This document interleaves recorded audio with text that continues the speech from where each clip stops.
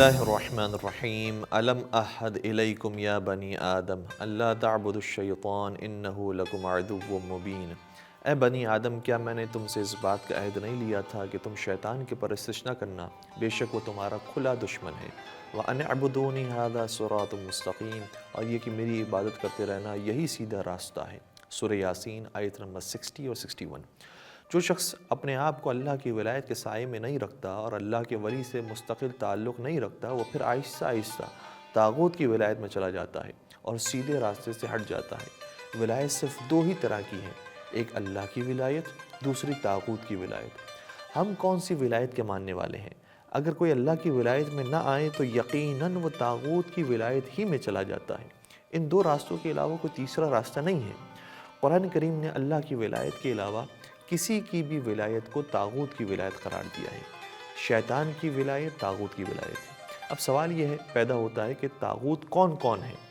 آیت اللہ خامنہئی اپنی کتاب طرح کلی اندیش اسلامی فرماتے ہیں کہ کوئی بھی چیز جو کسی شخص کو خدا کے حکم سے الگ کر دے اور خدا کے خلاف بغاوت پر آمادہ کر دے، وہ طاغوت ہے۔ یعنی طاغوت کسی چیز کا نام نہیں ہے، جیسا کہ بعض لوگوں کا خیال ہے کہ طاغوت ایک بت کا نام ہے۔ طاغوت کسی مخصوص بت کا نام نہیں ہے۔ کبھی کبھی وہ بت ہم خود ہی ہوتے ہیں۔ کبھی وہ ہمارا پیسہ ہوتا ہے، کبھی وہ ہماری آرام دہ زندگی ہوتی ہے، کبھی وہ بت وہ ہوتا ہے جس کے ہاتھوں میں ہم نے اپنا ہاتھ دے دیا اور اپنی آنکھیں بند کر لی ہیں، وہ ہمیں جہاں لے جانا چاہتا ہے لے جاتا ہے۔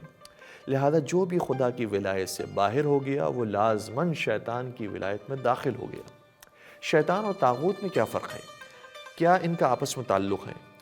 تو جواب یہ ہے کہ شیطان وہی طاغوت ہے اور طاغوت وہی شیطان ہے۔ کسی کے لیے اس کی دولت طاغوت ہوتی ہے، کسی کے لیے اس کی ہوس، کسی کے لیے اس کی قیادت، کسی کے لیے اس کی محبت، کسی کے لیے اس کی عبادت۔ جی ہاں، وہ یہ سمجھتے ہیں کہ وہ اللہ کی عبادت کر رہے ہیں، لیکن وہ ایسا نہیں کر رہے ہوتے۔ ہم میں سے بہت سے لوگوں کے لیے موبائل فون جو ہمارے ہاتھ میں ہے اور ہماری روزمرہ کی زندگی کا حصہ بن چکا ہے، ہمیں اللہ کی ولایت سے باہر نکالنے کا ذریعہ بن سکتا ہے۔